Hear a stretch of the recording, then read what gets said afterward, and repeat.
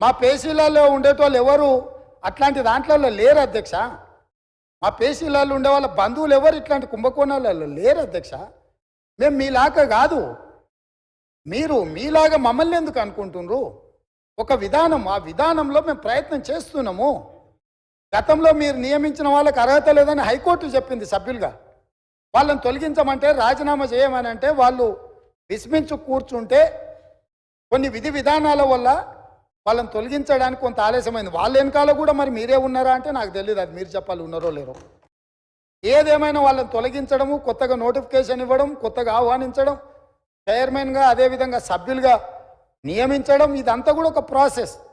ఇదే కాకుండా గతంలో ఇచ్చిన నోటిఫికేషన్లకు కూడా ఎంతసేపు మీ ఉద్యోగాలను రెన్యువల్ చేసుకోవాలన్న ఆలోచనలో పడి ఆ తాపత్రయంలో మీరు వాళ్ళ ఉద్యోగ నియామకాలు చేపట్టకపోవడం వల్ల వైద్య ఆరోగ్య శాఖలో మీరు నియామకాలు చేపట్టకుండా వదిలేస్తే మేము వచ్చి ఆ సమస్యలు పరిష్కరించి పెద్దలు దామోదర్ రాజనరసింహ గారు మొట్టమొదట ఆ కార్యక్రమాన్ని చేపట్టి 6,956 స్టాఫ్ నర్సు ఉద్యోగాలు ఎల్బీ స్టేడియంలో నియామక పత్రాలు వాళ్ళకి అందజేసినాం అధ్యక్ష.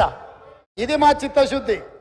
అదేవిధంగా మొన్నటికి మొన్న సింగరేణి బొగ్గు గని కార్మిక సంఘంలో 2 సార్లు వాళ్ళే అధికారిక కార్మిక సంఘంగా ఎన్నికైనరు. కానీ ఏనాడు ఆ కార్మికుల బాగుల గురించి ఆలోచన చేయలే. అందులో కూడా ప్రశ్నాపత్రాలల్లా అదేవిధంగా ఇచ్చిన టెండర్లలో ఏం జరిగిందో భవిష్యత్తులో తేలుతుంది. కారుణ్య నియామకాలు కూడా చేపట్టలే. వాళ్ళ ఇంట్లో మాత్రం 4 ఉద్యోగాలు కారుణ్య నియామకాలు చేపట్టారు. వాళ్ళు ఉద్యోగాలు ఉంటూనే ఉంటారు, రెన్యువల్స్ మీద రెన్యువల్స్ ఎక్స్పెక్ట్ చేస్తూనే ఉన్నారు. ఎంబడే మా బట్టి విక్రమార్క గారు ఆ కారుణ్య నియామకాల విషయంలో స్పష్టమైన నిర్ణయం తీసుకొని 441 కారుణ్య నియామకాలు మొన్నటికి మొన్న నక్లెస్ రోడ్లో అంబేద్కర్ సాక్షిగా ఉద్యోగ నియామకాలు చేపట్టిన అధ్యక్ష. అదేవిధంగా పోలీస్ డిపార్ట్మెంట్లో నియామకాలు చేపట్టాల్సిన చర్యలు వాళ్ళు చేపట్టకపోవడం వల్ల 15,000 పోలీసు ఉద్యోగ నియామకాలు వాళ్ళు ఇట్లనే అరిసి గోలబెట్టినా, వీళ్ళు ఇట్లనే అరుచుకుంటూ కూర్చున్నా తొందరలోనే పోలీస్ శాఖలో 15,000 పోలీసు ఉద్యోగ నియామకాలు చేపట్టి మా చిత్తశుద్ధిని నిరూపించుకున్న బాధ్యత మా మంత్రివర్గం తీసుకున్నది. వాళ్ళు అరిసి గోలబెట్టిన చొక్కాలు చించుకున్న 15 రోజుల్లో వాళ్ళు అడ్డం పడ్డా సరే 15,000 నియామకాలు పోలీసులను చేపట్టి నిరుద్యోగ యువకులను ఆదుకునే బాధ్యత మేము తీసుకుంటాం అధ్యక్ష. కాబట్టి ఇవాళ గ్రూప్ 1లో కూడా పరీక్షలు లోపభూయిష్టంగా నిర్వహించడం వల్ల high court single bench, high court divisional bench అన్ని కోర్టులు వీళ్ళు అవలంబించిన విధానాలను కోర్టు కొట్టేస్తే లక్షలాది మంది నిరుద్యోగ యువకులు పరీక్షలు రాసి మీ చేతగాని తనం వల్ల వాళ్ళ జీవితాలతో చెలగాటం ఆడుతుంటే కొత్త బోర్డునేసి అదనంగా ఖాళీలను అన్నిటిని కూడా కలిపి ఈరోజు గ్రూప్ 1 పరీక్షలకు మా ప్రభుత్వం క్లియరెన్స్ ఇచ్చింది.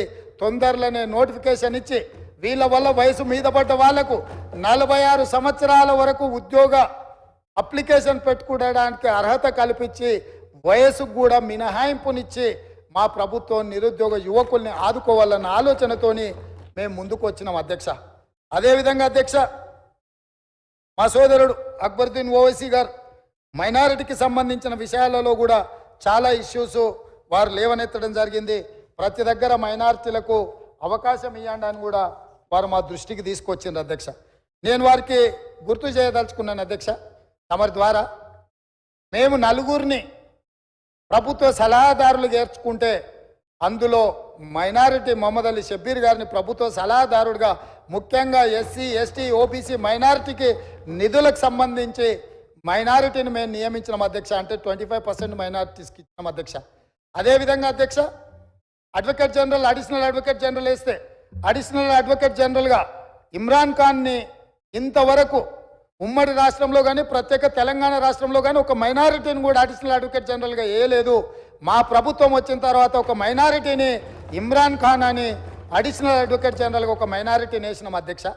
అదేవిధంగా ముఖ్యమంత్రి గారి పేసీలో ఆనాడు రాజశేఖర రెడ్డి గారు ఉన్నప్పుడు జన్నత్ హుస్సేన్ అని ఒక మైనారిటీకి సంబంధించిన ఐఏఎస్ అధికారిని నియమిస్తే ఈనాడు మా ప్రభుత్వం మా ముఖ్యమంత్రి కార్యాలయంలో మేము షానవాజ్ కాసిం అనే ఐపీఎస్ ఆఫీసర్ని మా ముఖ్యమంత్రి కార్యాలయంలో మైనారిటీకి మేము అవకాశం ఇచ్చినాం అధ్యక్ష. అదేవిధంగా అధ్యక్ష, మేము టీఎస్పీఎస్సీలో ఆనాడు వాళ్ళు ఒక మైనారిటీకి అవకాశం ఇవ్వలే. కానీ మా ప్రభుత్వం తెలంగాణ పబ్లిక్ సర్వీస్ కమిషన్లో నియామక బోర్డులో ఆమేర్ ఉల్లా ఖాన్ అని మేము board member Indian postal service అధికారిని ఈరోజు మేము అందులో మైనారిటీకి అవకాశం కల్పించినాం అధ్యక్ష. అంటే మా ప్రభుత్వం ఏ విషయంలో అయినా మైనారిటీల యొక్క హక్కులకు మైనారిటీలకు రావలసిన వాటాలను కోటాలను చాలా చిత్తశుద్ధితో వీటిని అమలు చేస్తాం. గవర్నర్ గారి కోటాలో మేము ఇద్దరిని ఎమ్మెల్సీలు చేస్తే ఒక ఎమ్మెల్సీని మైనారిటీ నియమించడం ద్వారా రాజకీయంగా కూడా వాళ్ళకు వేదిక కల్పించాలన్న ఆలోచనతోటి మైనారిటీలకు మేము అవకాశం కల్పించినాం అధ్యక్ష. ఈ ప్రభుత్వం క్రిస్టియన్ మైనారిటీ కానీ ముస్లిం మైనారిటీ కానీ సిక్ మైనారిటీలకు సముచితమైన స్థానం కల్పించడంలో మైనారిటీ హక్కులను రక్షించడంలో మా ప్రభుత్వానికి చిత్తశుద్ధి ఉంది. ఇంకా ఏమైనా ఉంటే కూడా ఎంఐఎం పార్టీ తరఫున అక్బరుద్దీన్ ఓవైసీ గారు ఏమైనా సూచనలు చేస్తే కూడా తప్పకుండా వాటన్నిటిని కూడా పరిగణలోకి తీసుకొని ముందుకు వెళ్తామని నేను చెప్తున్నా అధ్యక్ష. అదేవిధంగా అధ్యక్ష, అదేవిధంగా యూనివర్సిటీస్ గురించి అక్బరుద్దీన్ ఓవైసీ గారు ప్రస్తావించడం జరిగింది. వైస్ ఛాన్సలర్లో కూడా మైనారిటీస్ వేయాలని. గతంలో యూనివర్సిటీ వైస్ ఛాన్సలర్స్ నియామకాలను జరిగిన కాలయాపన కానీ నిర్ణయాలు కానీ ఏ రకంగా ఉండేనో మీకు తెలుసు. అందుకే మీ ద్వారా అక్బరుద్దీన్ ఓవైసీ గారికి నేను చెప్పదలుచుకున్న, ఆల్రెడీ యూనివర్సిటీలు మేలో వేకెన్సీస్ రాబోతున్న వైస్ ఛాన్సలర్స్వి, కానీ ఇప్పుడే సెర్చ్ కమిటీని వేసి దాన్ని పూర్తి స్థాయిలో మేము వైస్ ఛాన్సలర్లో నియమించాలన్న ఆలోచనతో సెర్చ్ కమిటీ వేసినాం. తొందరలోనే నియామకాలు జరుగుతాయి. తప్పకుండా మైనారిటీలకు రావాల్సిన వాటా కోటా వస్తుంది. మేము తీసుకున్న నిర్ణయాన్ని యూజీసీ కూడా తెలంగాణ గవర్నమెంట్ను అభినందించింది. ఎందుకంటే సరైన సమయంలోనే తెలంగాణ ప్రభుత్వం స్పందించింది. తప్పకుండా పేద విద్యార్థులకు విద్యను అందించే యూనివర్సిటీలను ఖాళీలు పెట్టొద్దు అన్న ఆలోచనతోటి మేము ఆ నిర్ణయంతో ముందుకు వచ్చినాం. తప్పకుండా ఈ విషయాన్ని కూడా మేము దృష్టిలో పెట్టుకొని మీ ద్వారా వారికి చెప్పదలుచుకున్నాను అధ్యక్ష. అదేవిధంగా అధ్యక్ష, పల్లా రాజేశ్వర రెడ్డి గారు మాట్లాడుతూ వారు ఒక మాట చెప్పిండ్రు. ఏమని? ప్రజాపాలన మీరు ప్రగతి భవన్లో ఒకటే రోజు మొదలుపెట్టిరు, మీరు మాట్లాడిర్రు, ఒకరోజు మీరు వచ్చిపోయినరు, మిగతా ఎవ్వరు రాలేదు, అక్కడేదో అవుట్సోర్సింగ్ ఉన్నోళ్ళని. నేను వారికి సూచన చేయదలుచుకున్నాను. ఎందుకంటే వారు 2 సార్లు శాసనమండలి సభ్యుడిగా డాక్టరేట్ చదువుకున్నారు. వారికి పరిపాలన పట్ల, అందులో ఆనాటి ముఖ్యమంత్రి గారికి కుడి భుజంగాను ఎడం భుజంగాను ప్రభుత్వ నిర్ణయాలలో వాళ్ళు చాలాసార్లు ఉన్నారు. ఎందుకనంటే వారికి పరిపాలన పట్ల నేను మొదలు పెట్టిన రోజు స్పష్టంగా చెప్పిన, మంగళవారము శుక్రవారము ఇక్కడ ప్రజల తరఫున ఇక్కడ ప్రభుత్వము ఉంటుంది. అక్కడ నేనే కాదు, నా సహచార మంత్రులు ధనసరి అనసూయ, సీతక్క,